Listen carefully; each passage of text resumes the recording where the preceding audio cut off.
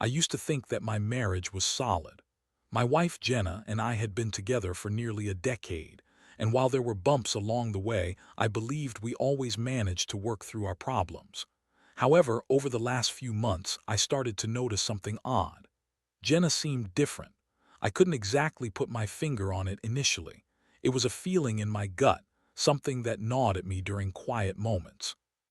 She was more distant, often lost in thought, and the little arguments we used to have over trivial things dwindled to almost nothing. At first, I chalked it up to stress from work. Jenna was a lawyer and her job was notoriously demanding. I tried to be supportive, but she often came home late, her excuse being that she had to stay late to meet deadlines.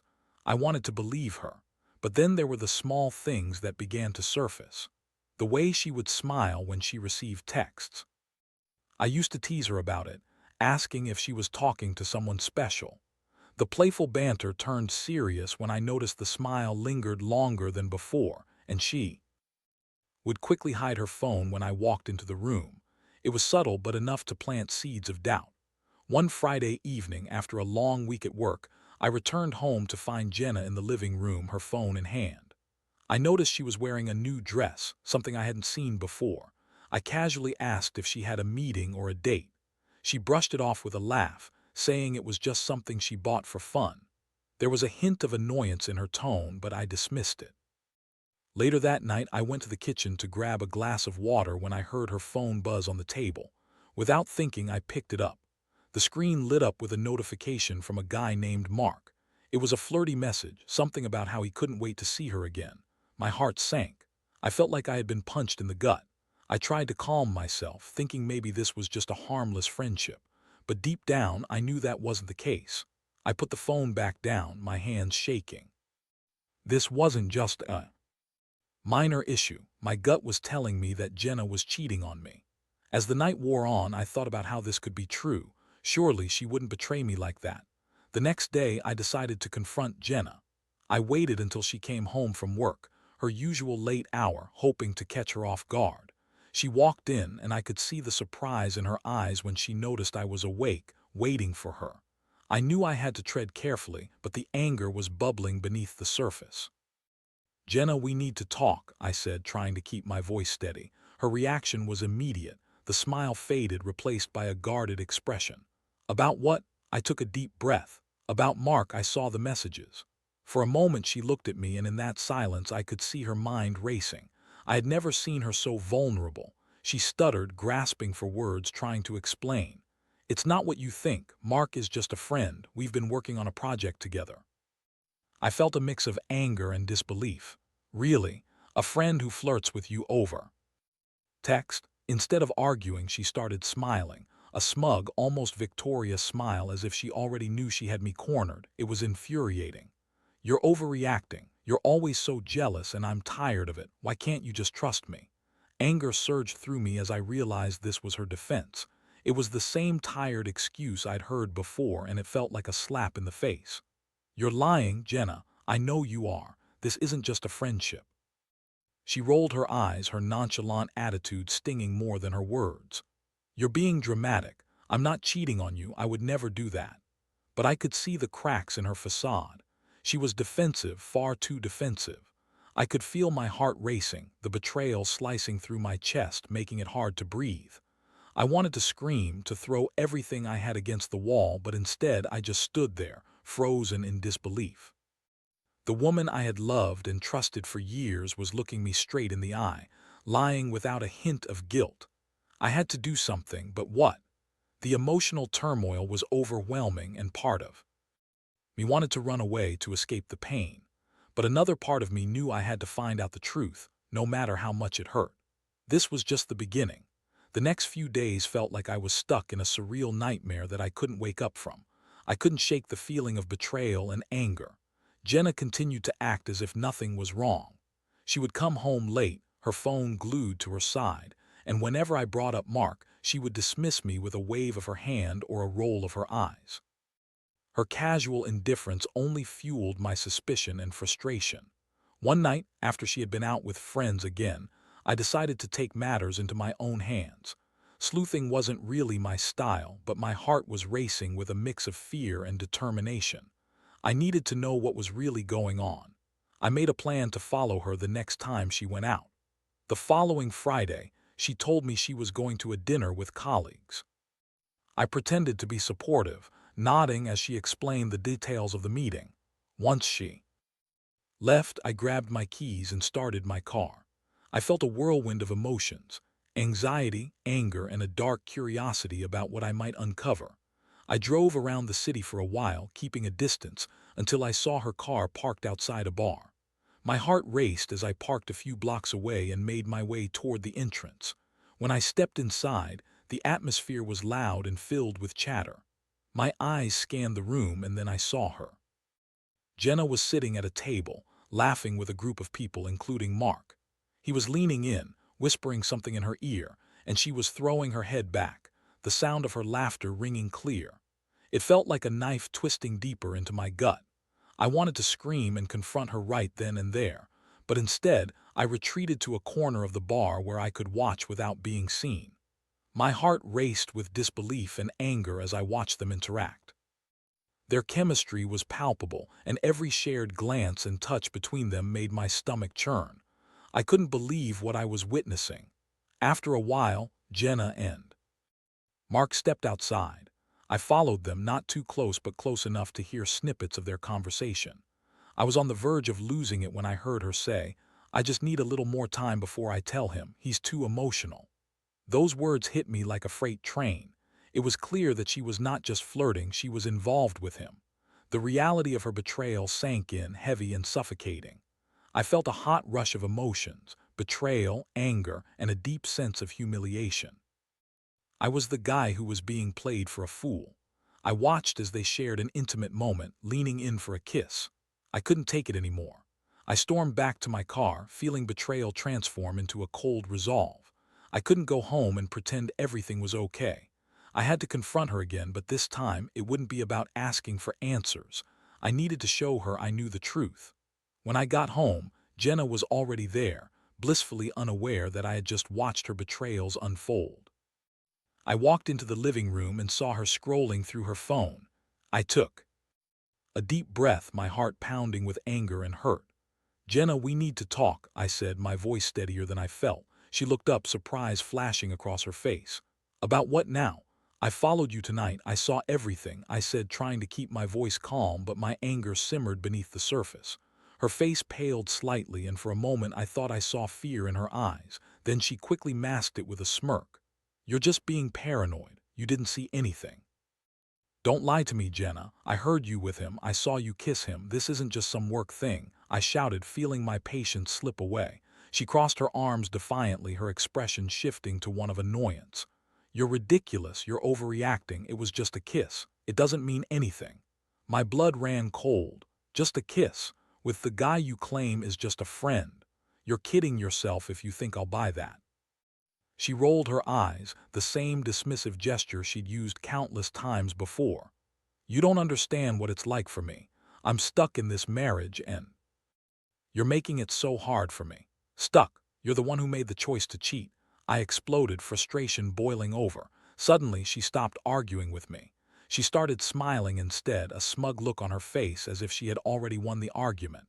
"Maybe you need to take a long look in the mirror, honey. This is what happens when you don't give your wife what she needs." Those words stung more than anything else. It was clear she had no remorse, no guilt for what she had done. I felt a wave of sadness wash over me, and I realized that this was more than just a marriage. It was a facade that she was willing to throw away for a thrill. As I stood there, feeling a mix of anger and sadness, my mind began to race. I couldn't just let this go. I needed to plan my next move, and it wouldn't be about salvaging our marriage. I had to think about how to hurt her back, how to show her that her actions had consequences. Little did I know, this was just the beginning of a turbulent journey that would lead me down a path of revenge, a path I never thought I would take. The days following that confrontation felt like a blur. I was engulfed in a toxic mix of anger and betrayal, and the hurt cut deeper every time I looked at Jenna. She continued to act as if nothing had changed between us, effortlessly slipping into her role as the wife who was just busy with work. Each time she kissed me goodbye or smiled at me with that false cheerfulness, I felt like I was being suffocated with lies. But inside, I was plotting. I knew I had to take my time to devise the perfect plan for revenge. I didn't want to lash out impulsively. I wanted to make sure she understood the pain she had caused, while also getting some satisfaction in the process. After much contemplation, I finally decided that the best way to hurt her would be to show her the kind of betrayal she had inflicted upon me. I began by gathering information on her affair with Mark. This wasn't just a matter of emotion. I needed tangible evidence. I took note of her routines, when she went to work, when she went out for drinks, and even when she was home studying. It was easy to start piecing together a picture of the time she wasn't where she said she would be. I also began to subtly reach out to friends and acquaintances in our social circle. I wanted to plant the seeds of doubt about Jenna's loyalty without revealing my hand. I casually mentioned to a friend how strange it was that Jenna seemed so distracted lately. I claimed it was concerning and that I felt there was something she wasn't telling me. It didn't take long before word spread. Friends started to notice Jenna's behavior too. Conversations began to shift from concern about my own feelings to whispers about Jenna's possible infidelity. I was careful not to overdo it. I wanted the doubt to grow organically without making it obvious that I was the one orchestrating this. Weeks passed like this. Jenna continued her routine of late nights and vague excuses, while I watched her closely, collecting evidence and building anticipation for my plan. I even set up a few coincidental run-ins with Mark, whether it was at the gym or a local coffee shop. Each time, I kept my demeanor cool, exchanging pleasantries while mentally calculating how I would use this information against them when the time was right. Eventually, my patience began to pay off. One night, I saw Jenna texting Mark again. She had left her phone on the counter while she was in the shower, and I seized the opportunity. I took a quick screenshot of their conversation, and my heart raced as I read the flirty banter and plans to meet up again. It felt like a victory, a small triumph in the face of betrayal. That weekend, I decided it was time to execute my plan. I had arranged for a gathering with some friends at our house, something casual but enough to create a relaxed atmosphere. I invited Jenna, of course, and made sure to invite a few of her friends who had been whispering about her behavior. I wanted this to be the moment where the truth bubbled to the surface. As the night unfolded, tension filled the air. I could see Jenna laughing and mingling, completely oblivious to the trap I was setting. I had several of our friends discreetly positioned around the room, ready to chime in with comments that would put pressure on her. After a few glasses of wine, I decided to bring up the topic of relationships. So, have any of you noticed how some people just seem to take a relationship for granted? I asked, looking directly at Jenna as I spoke. Her smile faltered for a moment, but she quickly regained her composure. "Oh, come on, you're not talking about us, are you?" She shot back, a hint of defensiveness in her voice. I leaned back, feeling the thrill of the game. "Not specifically. Just wondering if anyone else has ever felt like someone they cared about was hiding something." A few of our friends began to exchange glances, and I could see Jenna's anxiety creeping in. She shifted in her seat and took a sip of her wine, trying to maintain a facade of calmness. "You're being dramatic," she said, her tone sharp. "I'm not hiding anything." "Really? Because I heard something interesting today," I replied, feigning nonchalance. "Rumor has it that some people seem to be getting a bit too cozy with friends, if you know what I mean." The room fell silent, and all eyes turned to Jenna. I could see the color drain from her face as she realized I was no longer playing around. "What are you talking about?" she asked, her voice shaking slightly. At this point, I couldn't help but lean into the drama. I just think it's interesting how people can act so innocent on the outside while doing everything behind the scenes. Don't you think? Jenna was visibly sweating now, and her friends were watching her reaction closely. "You're crossing a line and you know it," she snapped, but there was a tremble in her voice. I could see my friend shifting uncomfortably, but I pressed on. "You don't think that being open and honest is important in a marriage? How long do you think someone can hide the truth before it all comes crashing down?" Finally, unable to contain myself any longer, I pulled out my phone and displayed the screenshots of her conversations with Mark. So, tell me, Jenna, what exactly is this? The room erupted in gasps and Jenna's face contorted in disbelief. You went through my phone. Not just through your phone, Jenna. I've been watching you lie to me for months. You think this is just a game?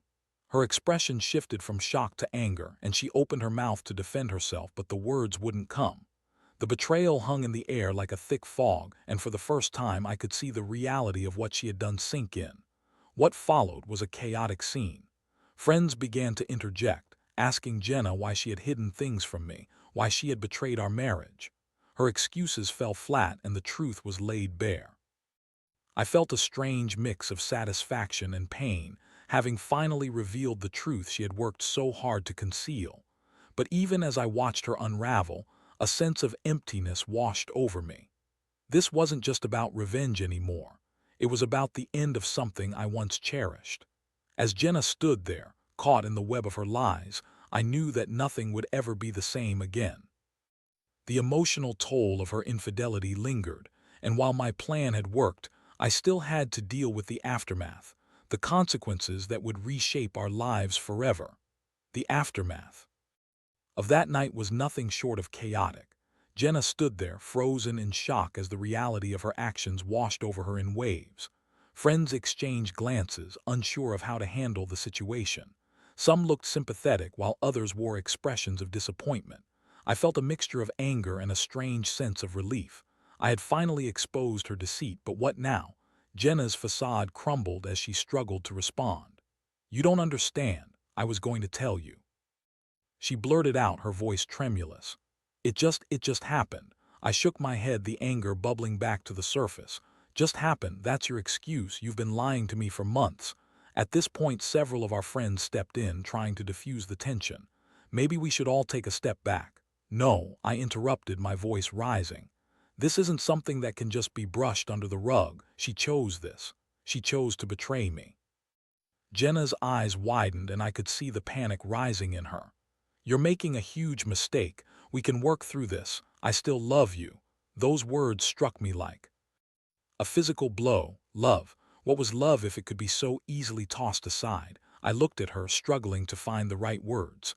"You don't get to play the victim here, Jenna. You had a choice and you chose him. You made your bed and now you need to lie in it."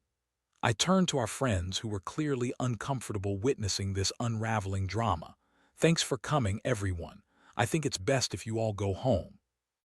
As they began to filter out, I could hear whispers about what had just happened, their murmurs of shock and sympathy fading into the background. I felt hollow. The gleeful satisfaction I had anticipated from my revenge began to dissipate, replaced by the gravity of my reality. Once the door closed behind the last of our friends, the silence hung heavy in the air. Jenna was still standing there, tears streaming down her cheeks. "You don't mean that. You can't just throw everything away."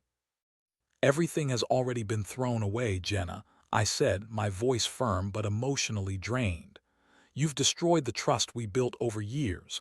I don't even recognize you anymore."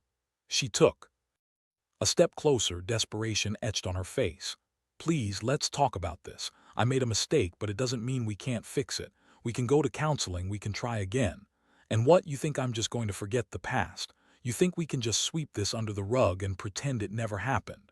I replied, feeling the anger rise once more. I could see the realization dawning on her that I wasn't going to budge. "You're overreacting. I'm not the only one to blame. You've been distant too." I laughed bitterly. "Distant? I've been trying to support you. I thought you were working late. You lied to me over and over." Jenna's anger flared and she began shouting. "Well, maybe if you were more attentive, maybe if you had paid more attention to me, I wouldn't have felt the need to seek comfort elsewhere." Her words cut deep, but I wasn't going to let her twist this around on me. "That's your excuse. You're blaming me for your infidelity. You think it's my fault you decided to cheat." She looked like a cornered animal, panic and anger raging in her eyes. "You're being ridiculous. You're blowing this all out of proportion." As I faced her, I could feel my resolve hardening. I was done. I couldn't keep living in this toxic cycle of lies and betrayal. "No, Jenna, I'm not blowing anything out of proportion. You destroyed this marriage. I'm done trying to fix something that is so clearly beyond repair." I watched as the realization settled in. The anger faded from her expression, replaced by a defeated look. Can't just walk away from our life together. This is everything we built. And what a beautiful life it is, I replied, sarcasm dripping from my words. A life built on lies and deceit. That's not what I signed up for. The tension between us crackled like static electricity. I could feel the weight of years of memories crashing down around us, the trips we took, the laughter we shared, and the dreams we had for our future. It was all gone, obliterated by her actions. Where will you go? She asked, her voice suddenly small and shaky. I don't know yet, but I can't stay here. I need space. I need figure out what I want. But I do know one thing, I can't be with you after this. A look of disbelief crossed her face as she grappled with the reality of what I was saying. You're really going to throw away everything we have? I'm not throwing it away, you are. I snapped back, my voice raising again. You made your choice and now I'm making mine. I turned to leave, feeling the weight of 1,000 emotions bearing down on me. I didn't even know where to go, but I needed to put distance between us. As I stepped out into the cool night air, I felt a strange sense of freedom mixed with sorrow. The pain of betrayal lingered, but so did the realization that I was taking control of my own life again. I didn't have all the answers, but I knew I was done living in the shadows of someone else's lies. I had to move forward, whatever that looked like, and for the first time in weeks I felt a spark of hope ignite within me. And so I walked away, ready to reclaim my life. Little did I know this was merely the beginning of a long journey of self-discovery, one where I would learn more about myself than I ever thought possible. The first few weeks after I left felt like a whirlwind. I moved in with a friend, Mark, who had been supportive since I first confided in him about my suspicions regarding Jenna. He offered me a place to stay and an ear to listen. I needed that. I had felt so alone after the confrontation that I could barely think straight. At first, my emotions were a tangled mess. I oscillated between intense anger and profound sadness. I thought about Jenna constantly, how I had once loved her so deeply, and now I was filled with resentment. The life we built together felt like a distant memory, a cruel joke. I found myself replaying moments in my mind, searching for signs that might have foreshadowed this betrayal. It felt like I was analyzing a crime scene, trying to piece together the puzzle of our relationship and where it all went wrong. As the days turned into weeks, I began to find a sense of normalcy in my new living situation. I spent time with friends, went out, and even started to pick up hobbies I had neglected during my marriage. I joined a local gym and started hiking, trying to reclaim my sense of self, something I had lost while compromising for Jenna. But even as I tried to heal, the nagging pain of betrayal lingered.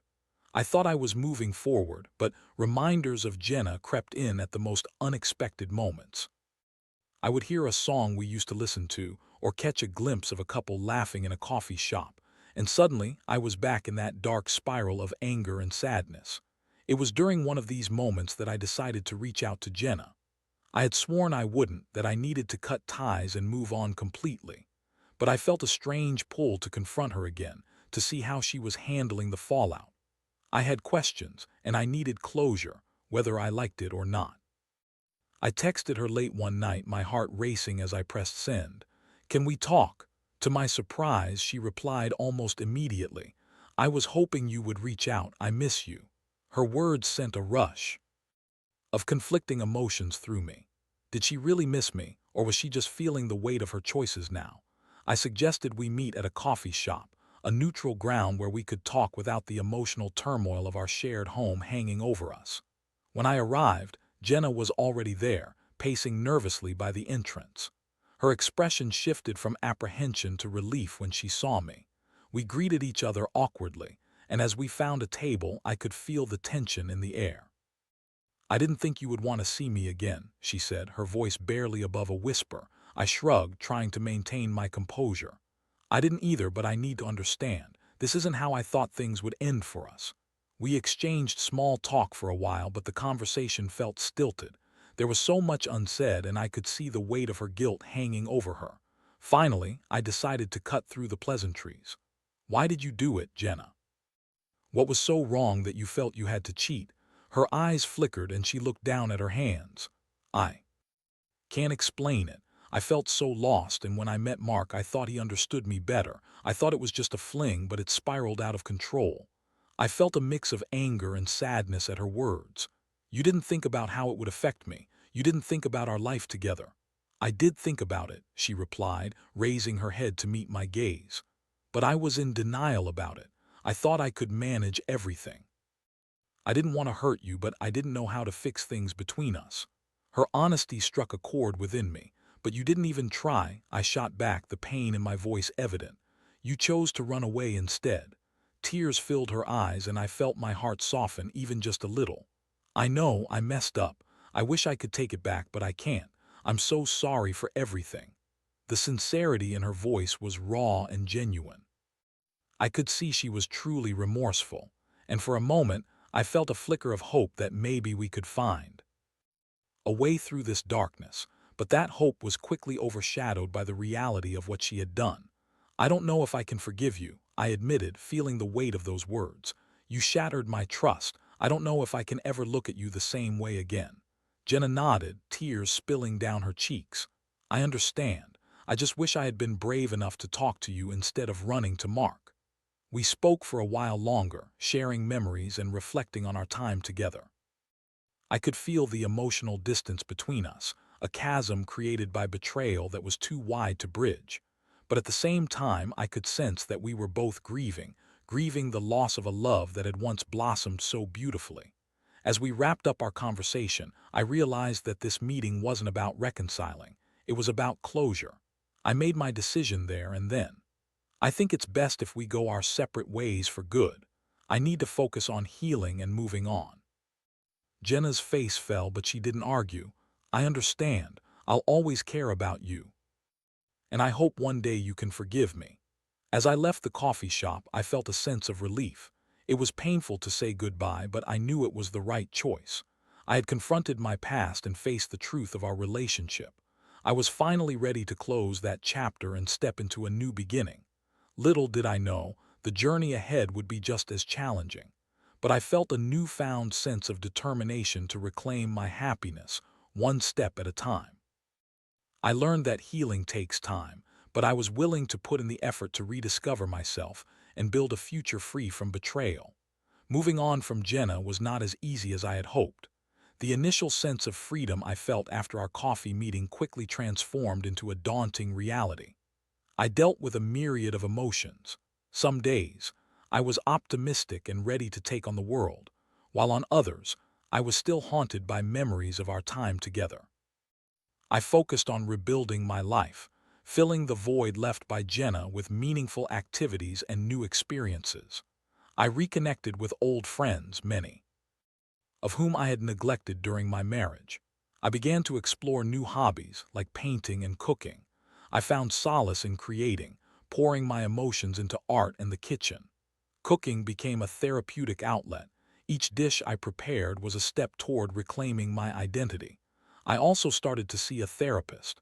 Speaking to someone who didn't have a stake in my life felt liberating. It was in those sessions that I began to unravel the complexities of my emotions. I learned to confront my feelings of anger and betrayal, allowing myself to grieve the loss of my marriage.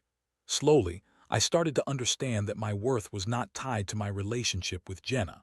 I was still me, someone deserving of love and happiness. Over time, I found myself growing more comfortable in my skin. I began dating again, tentatively at first.